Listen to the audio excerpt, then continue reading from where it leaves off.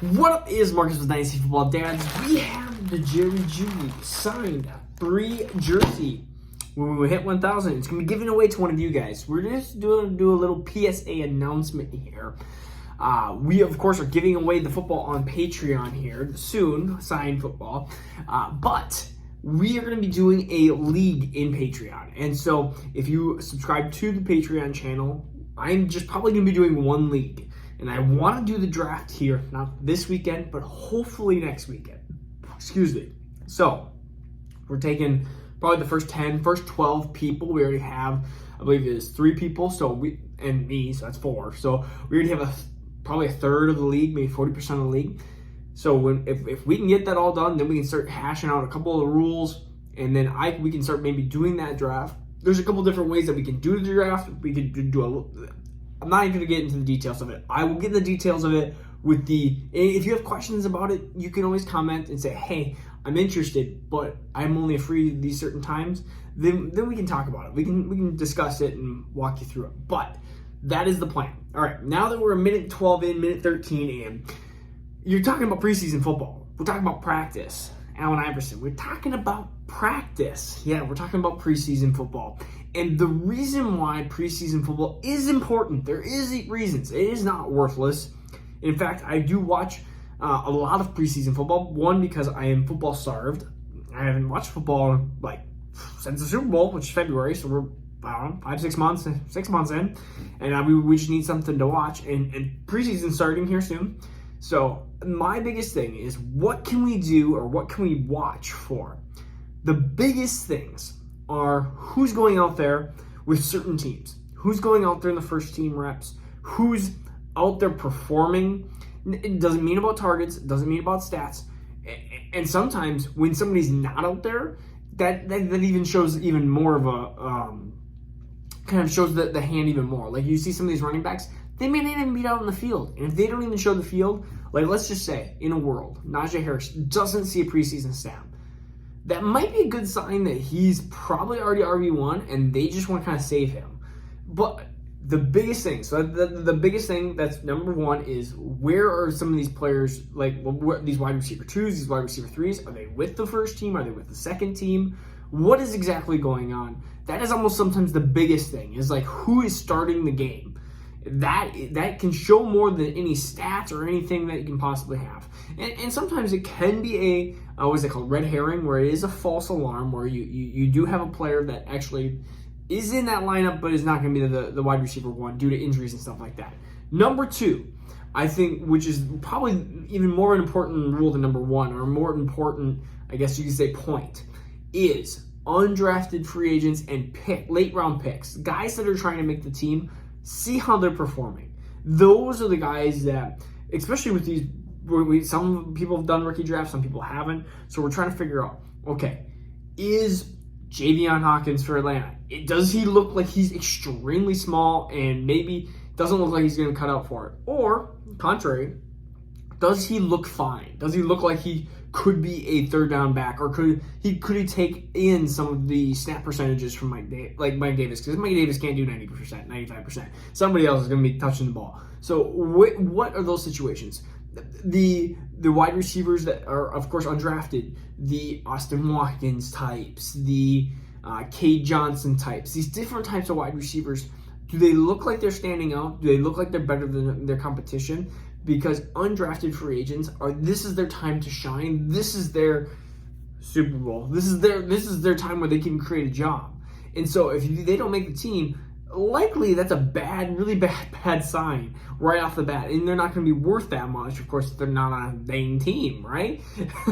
So that is a big thing. The next thing is just understand that the offense is vanilla. Like these offenses are very plain. But just start watching just even snippets of some of the players on separation, on just because coverages and quarterbacks and stuff, it's not going to show it as much. But just looking at wide receivers, are they separating? Are they running good routes? Does it look like they can translate to the NFL? Do they pass the eye kind of test that you would look at if you were looking at a film if they play 10 snaps, 15 snaps, because a lot of times they're playing 60 snaps if they're in a regular game. So let's just say, okay, 10 snaps for wide receiver. Do they look like they're running good routes, or do they look like they just don't even want to be out there?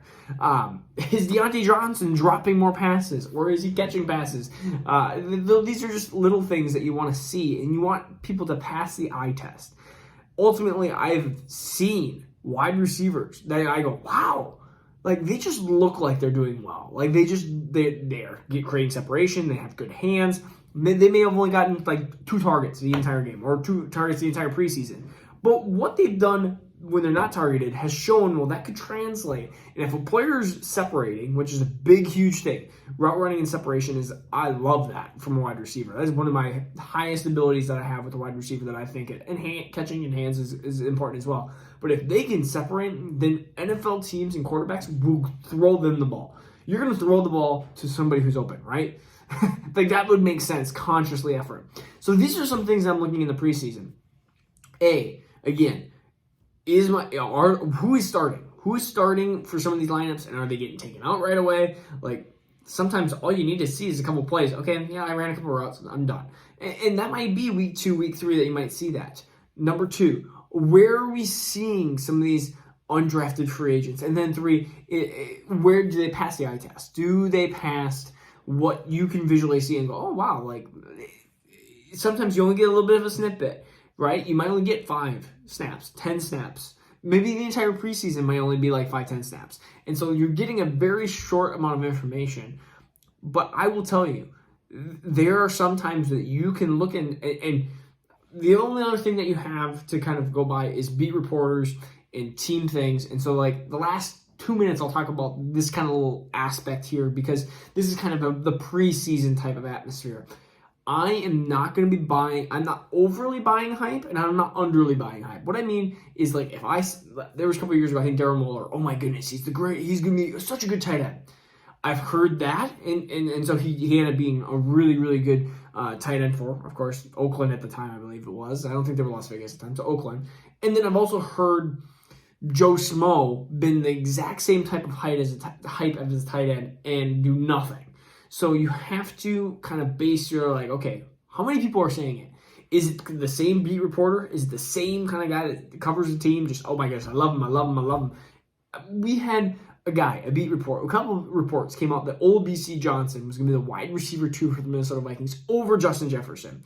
These are things that you just have to understand and be like, do I believe it? Is it going to change a lot? There's also people that said last year that Justin Jefferson was doing amazing. Like, he was really running crisp, clean routes, if I can say that. So you had kind of opposite kind of things.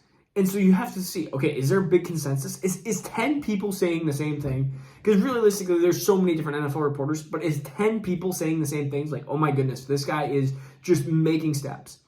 Not even coach speak, just reporters and people that are watching practice. Example of what could be, let's just say Michael Gallup takes a huge step forward and you hear all this chattering out of Dallas. By the way, CeeDee Lamb keeps making ridiculous catches. I love CeeDee Lamb. I love him a lot. I think he's like my wide receiver, like 6 in Dynasty or 7 in Dynasty. He might even have to be higher. I love CeeDee Lamb. I don't have any shares of CeeDee Lamb, which stinks. It stinks because I have literally tried to overpay for CeeDee Lamb, and I still can't get him. Because I think every day you see a highlight of CeeDee Lamb just mossing somebody or doing something crazy. Sidebar. All right, so let's just say Michael Gallup. You hear like 10 reports. Oh my goodness, Michael Gallup is amazing. He's doing what he's making a big jump. Then you might go, okay, crap, Michael Gallup. He might actually be making. You might have to start moving him up or invest in a share of Michael Gallup. Like that might be a good decision. Same for San Francisco. If you hear, oh, Brandon Ayuk, elite, he's the alpha. Then maybe he is the alpha, and you pay a little bit more for Brandon Ayuk versus a Deebo Samuel. Right now, Deebo Samuel is the buy because he's a lower ADP, lower draft cost. But we just kind of have to see, is 2 reports going to make a big difference? No. Is 10? Yeah, and you're starting to get to the point where you're like, okay, maybe I pay the extra round or 2 price because people are hyping him up.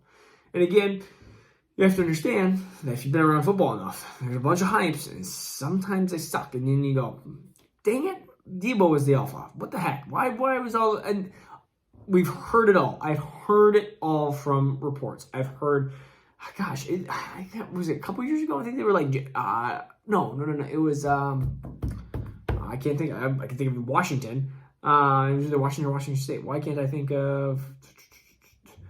I can't think of the San Francisco wide receiver that did amazing. That did not do amazing, but they said, "Oh my goodness, this guy can kick." And I tried getting him a kick return, punt returner, whatever. He was out of Washington, and I can't think of his name. Whatever, it doesn't matter. It doesn't matter. But they said, "Oh my goodness, this guy is so versatile." It was just like pipe dream, hype,